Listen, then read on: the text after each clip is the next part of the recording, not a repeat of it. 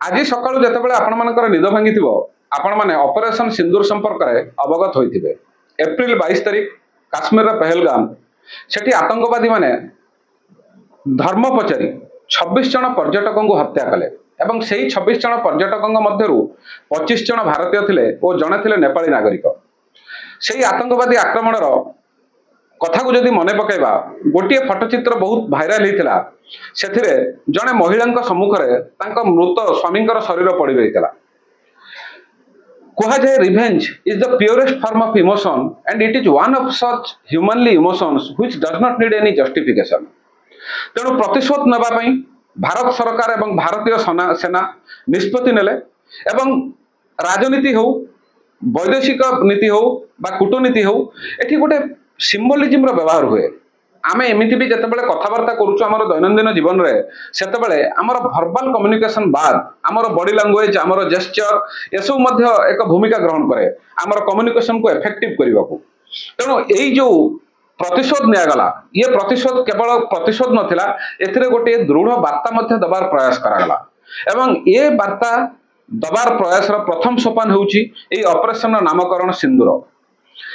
जो भारतीय महिला मानक मथार सिंथिरु सिंदूर लिभि जाइथिला जो माने ई पहलगाम आक्रमण रे मृताहत होले कारण एथिरे केवल पुरुष मानक हत्या करा जाइथिला सेही मथार सिंथिरु लिभि जाइथिबा सिंदूर प्रतिशोध होउची ऑपरेशन सिंदूर। सिंदूर आम पई विजय टीकार तिलक होई पारे, सिंदूर आम पई पूजार सामग्री होई पारे, सिंदूर आम पई देवी शक्तिर प्रतीक होई पारे एवं सिंदूर आम भारतीय महिला मानक पई शक्ति सामर्थ्यर प्रतीक। तेणु एते गुडाए जो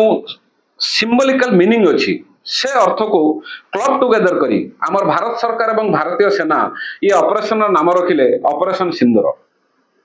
एवं देखंतु उरी बा पुलवामा परे जो प्रकार एयर स्ट्राइक बा सर्जिकल स्ट्राइक होइतिला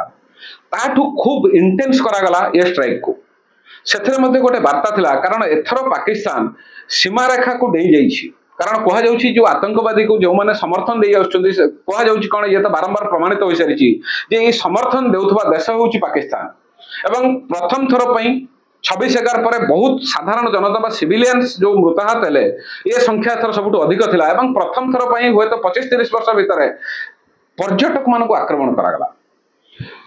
यही आक्रमण करने पछरे उद्देश्य थिला जे काश्मीर रे जो साधारण जीवन स्वाभाविक हे आछी ताकू डिस्टर्ब करवा से बाधा सृष्टि करवा एवं काश्मीर को पुनर्बार अर्थनैतिक स्तर कारण पर्यटन रू सेमानक पाखक जो अर्थनैतिक लाभ मिलूला ताकू से दूरे नवा जहाद्वारा कि से पछुआ होकर रहिबे मेन स्ट्रीम रे मिसी परिबे नहीं। तेणु आतंकवादी मान को पुनर्बार 500 टंका दे 200 टंका दे पत्थर पकाइबार साहाय्य हबो स्टोन पेल्टिंग रे साहाय्य हबो। तेणु एई जो उद्देश्य थिला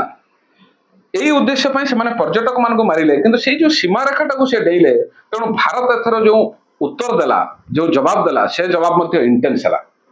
एवं एथिरे जो हिंदू मुस्लिम रो एक विभाजन सृष्टि करबा को एक विभेद सृष्टि करबा को जो प्रचेष्टा करा जायतला तार उत्तर आमे आज देखिलु जेतेबेले भारत सरकार तरफ न्यूज ब्रीफिंग करागला। व्योमिका सिंह, सोफिया कुरेशी एवं वैदेशिक सचिव जेतेबेले न्यूज ब्रीफिंग कले सेतेबेले दुई जन महिला सेनाधिकारी उपस्थित थिले एवं सेमानक मध्यरु जने मुसलमान थिले। तो भारत सरकार उद्देश्य थिला वार्ता दबाकू जे आमे माने हिंदू मुस्लिम सिख ईसाई ये सब धर्मगत भेदभाव ऊर्ध्वे जेतेबेले भारतर कथा आसीबो जेतेबेले हमर देशर कथा आसीबो आमे समस्त एक एवं महिला सशक्तिकरण कारण आमे जेतेबेले पाकिस्तान कथा कहूछु आमे सेठी जानिचु जे महिला माने किपरि सप्रेस्ड हेकि अछंती। तेणु तांकु मध्य गोटे वार्ता दिया गला जे आमे एभली एक भारत भली एक सभ्य गणतांत्रिक देश रे बंचुछु बा रहुछु जेउठारे महिला माने मध्य एभली उत्तर दे पारंती एभली ब्रीफिंग करि पारंती एवं एथिरे आउ गोटिए स्ट्रांग मेसेज थिला से वार्ताटी होउची जे सेमाने पुरुष मान को हत्या करी महिला मान को छाड़ी देइथिले एक खबर सरकार पाखरे पहुंचेबाकू एक खबर निजर घर लोकों पाखरे परिवार लोकों पाखरे पहुंचेबाकू। तेणु भारत सरकार जेतेबेले आक्रमण कले विश्ववासी को से खबर दवा पई से चयन कले 2 जन महिला को एवं 2 जन महिला तार न्यूज ब्रीफिंग माध्यम रे सारा विश्ववासी को अवगत कले जे ऑपरेशन सिंदूर रे कौन घटी। ये विविधता भितर एकता ये हूँ भारतर विशिष्टता एवं भारतर सौंदर्य। आमको धर्म जाति आंचलिकता आंचलिकतावाद एसबू नहीं आम भितर जो विविधता अच्छी से विविधता केवे मध्य भिन्नतार रूप नहीं पार नहीं। Diversity has never turn into differences, unity among the diversity ये हूँ आमर भारतीय जीवन सौंदर्य। आमे ओडिया आमे निज भाषा प्रति प्रेम अच्छी, निजर आंचलिक परिचय प्रति प्रेम अच्छी, किंतु आज केवल ओडिया कहीं बिहार कथा कहतु, तमिलनाडु आंध्रा कर्णाटक कथा कहतु, महाराष्ट्र कथा कहतु, आज प्रति राज्यर बासी ये भारतीय सरकार जो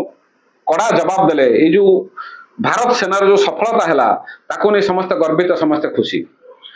तेणु आमको बांधि रखापी भारत शब्द ही यथेष्ट, आमको एकतार सूत्र रे बांधि रखापी जातीय पताका जातीय संगीत ही यथेष्ट। आमको ना कौन गोटे भाषा शिखिबार आवश्यकता अच्छी, ना कौन गोटे संस्कृति को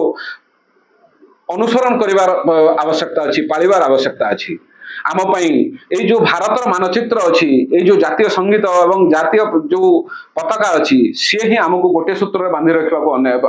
यथेष्ट। आप 1965 कथा कहतु, 71 कथा कहतु, 69 कथा कहतु और 2025 भी कथा कहतु, जेतेबेले ये देश उपर विपद आछि आमे सब प्रकार विविधता को त्याग करी आमे एक होई ठिया हिचु सरकार पछरे एवं सरकार को मध्य समर्थन देइछु। तेणु आज सामाजिक गणमाध्यम खोलिले प्रतिटी भारतीय irrespective of all the diversities जो प्रकार सरकार को समर्थन देउछंती, जो प्रकार निजर खुशी जाहिर करूछंती, ताहा मध्य पाकिस्तान भली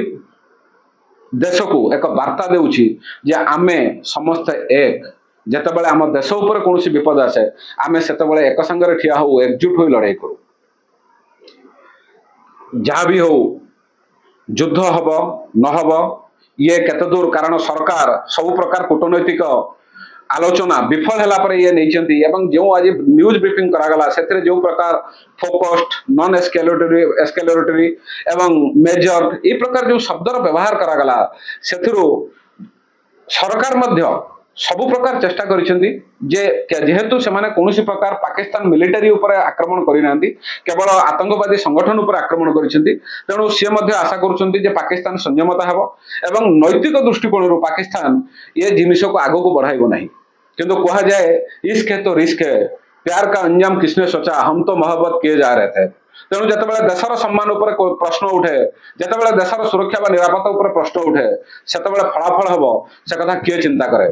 जदि पाकिस्तान ये घटना को आगो को बढ़ाइबो तेबे तार मध्य कड़ा जवाब सरकार देवे एवं सरकार सहित प्रतिटी भारतीय प्रतिटी जनसाधारण अकुंठित भावे सहयोग करिवे, ठिया हेबे। जय ओडिशा परिवार तरफ भारतीय सेना को अनेक अनेक धन्यवाद एवं ये सफलता पाई पाकिस्तान को देथिबा कड़ा जवाब पाई प्रतिटी भारतीय को अभिनंदन शुभेच्छा। जय जगन्नाथ, जय ओडिशा।